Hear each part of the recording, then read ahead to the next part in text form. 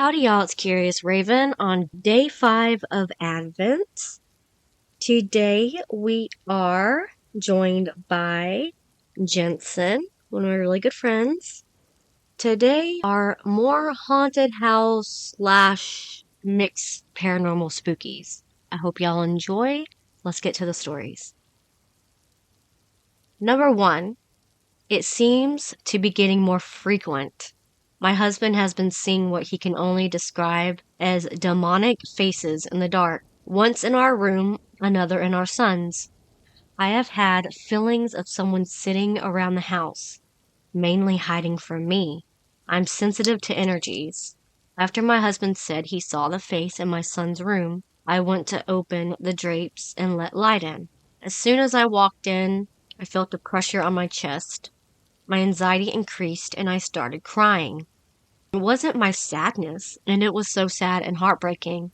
As it became harder to breathe, I realized there was strong anger underneath the sadness. Backstory: my son and son's brother passed away 7 months ago today. I know my son feels these emotions, and yes, he's in therapy and we're trying. These are not residual feelings from him.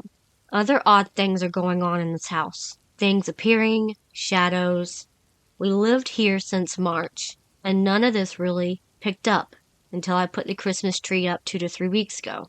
I don't know what to do. Probably cleansing. Any insight? Anything? I want to tell myself I'm crazy, but we're not all crazy. Even the dog is acting off.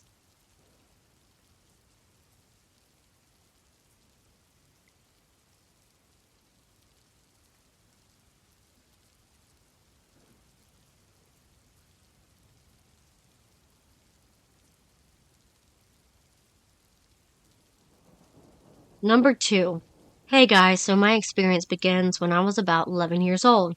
I was staying at my grandpa's house and saw an old man wearing a button-up shirt reading the newspapers at my grandpa's dining room table by her front door. I saw it out of the corner of my eye, but I had to get a good look at him before he almost instantly vanished. I later asked my cousin if she ever experienced anything paranormal in the house, and she then went on to describe the exact same thing I saw without me telling her what I saw exactly. Earlier tonight, my brother told me for the first time his experience in the house, and it was almost the exact same thing without me telling him what I saw, since I wanted to test the validity of the experience. I considered myself a very logical person who places a lot of emphasis on scientific evidence. But when it comes to the spirits and the topic of the afterlife, this 100% made me a believer. Just thought I would share my experience. Anyone else have an experience that turned them from a non-believer to a believer?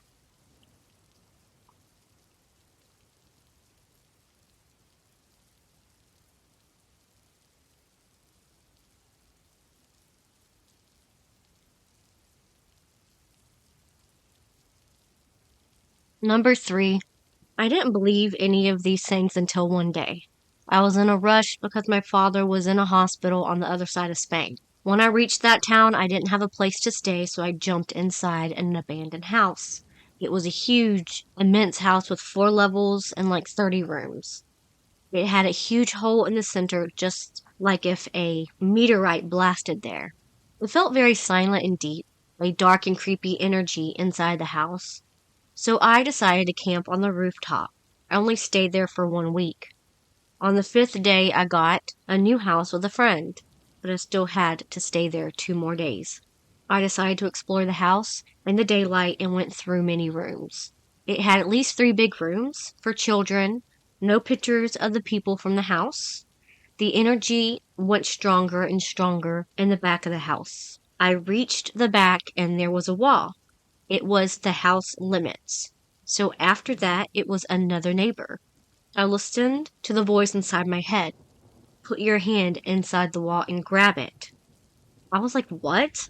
I said to myself. I may just be going crazy, but let's try. I put my hand above the wall and inside into a hole, and I grabbed an X-ray. That when it went to my hands and I looked close to it, it was an X-ray of a child by the size of the thorax, and it had a problem. It had a tumor the size of an 8 ball. Immediately, I was in shock. Realizing stuff, I put the picture back. I was scared because I felt a presence in the house the whole time, like someone was behind me or watching me. When I climbed the debris back, I found this time a picture in the hole in the wall. It was near the entrance when it belonged to a hall before it was destroyed. I grabbed the picture, asked myself how the heck I didn't realize it was there, and I gave a close look. It was a picture of a 7-year-old child smiling, very happy and healthy, almost as if he was staring at me. The strange thing was that the picture was the exact same wall I was staring at, and now was destroyed. I put it back in the hole, and what was about to happen after just traumatized me to this day. The picture was swallowed to the left. I looked left, and there was no hole. The picture was pulled like a magnet, very fast and clear. I thought it was a rat, but no, the damn wall had no holes. I just grabbed my stuff and ran.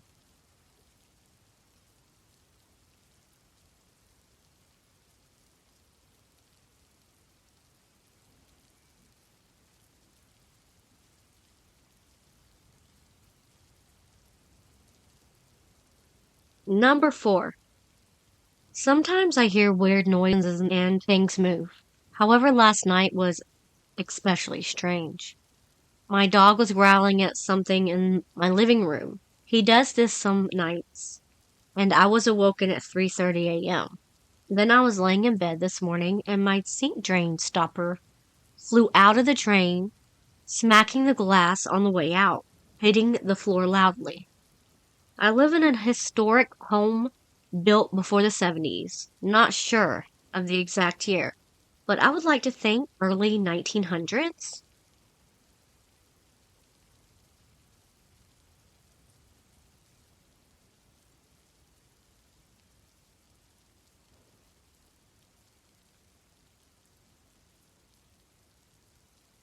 Number 5.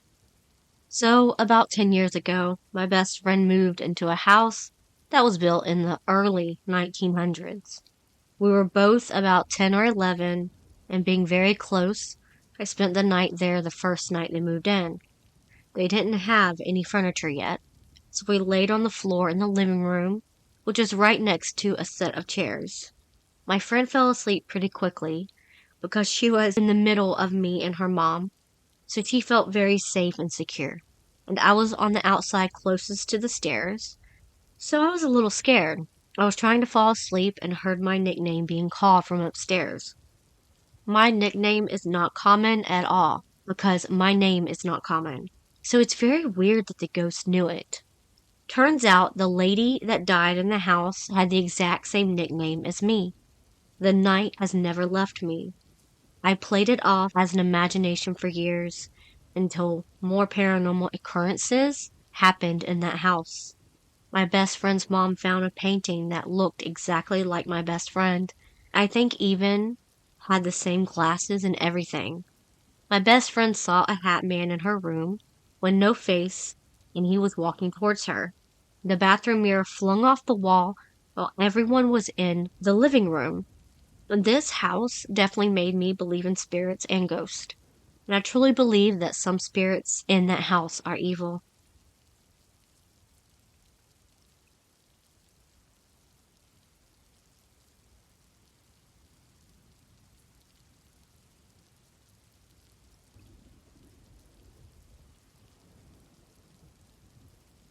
Number 6.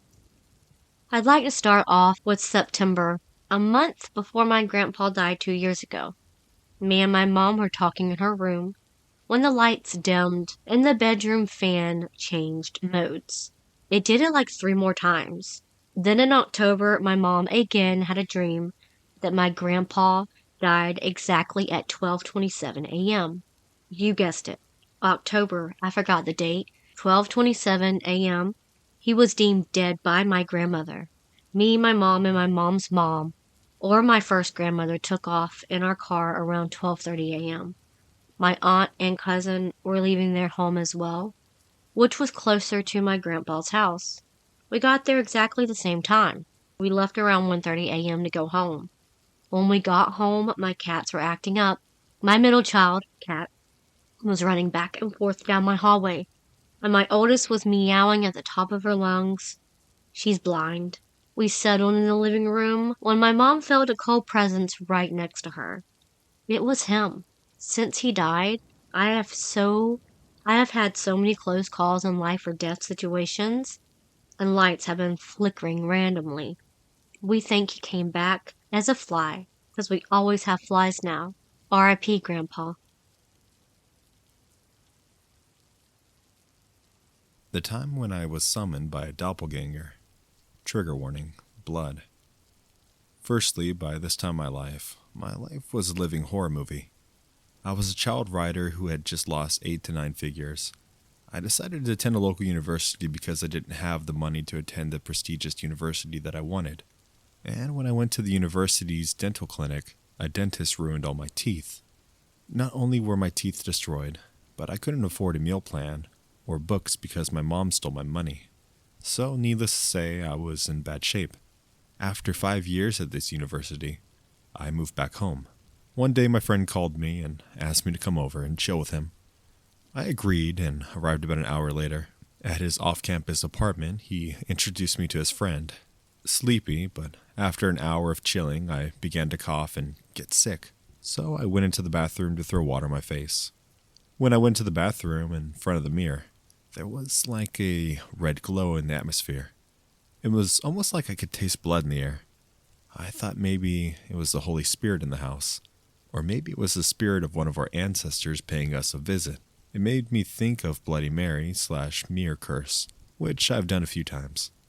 Anyways, the medical school at our university is called Jacob's School of Medicine, like the mad scientist Jacob.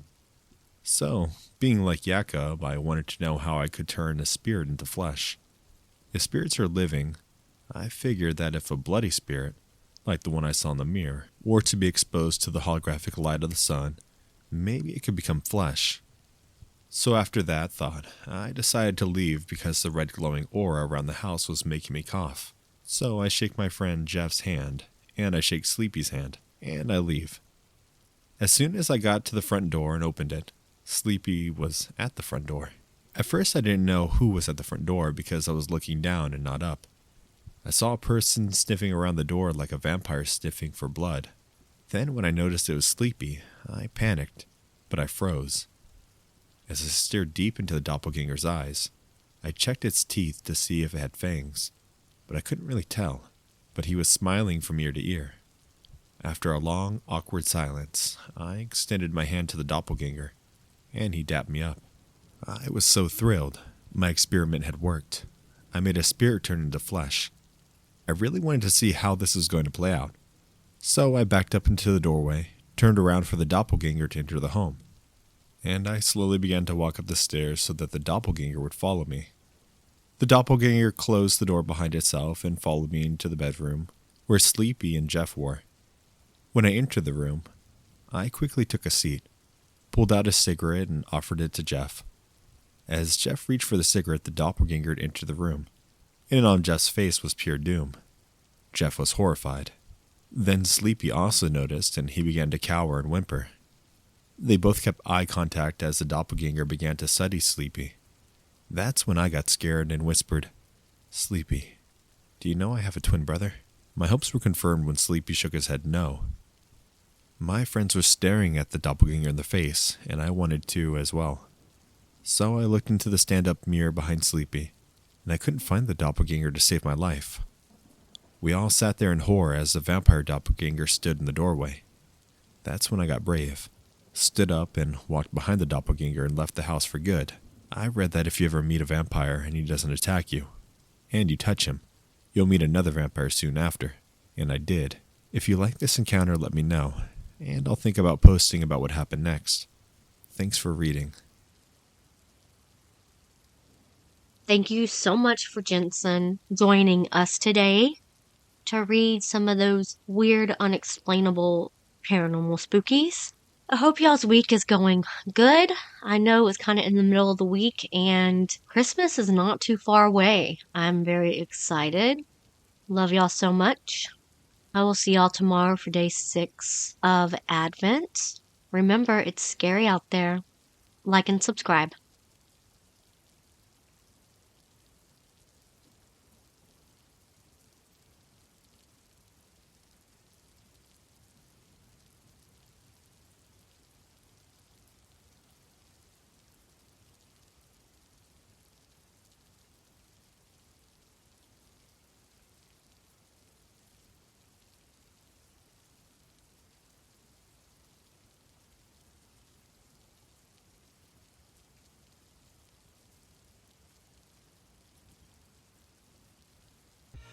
I live inside my own world of make-believe. Kids screaming in the cradles, profanities. I see the world through ice covered in ink and bleach. Cross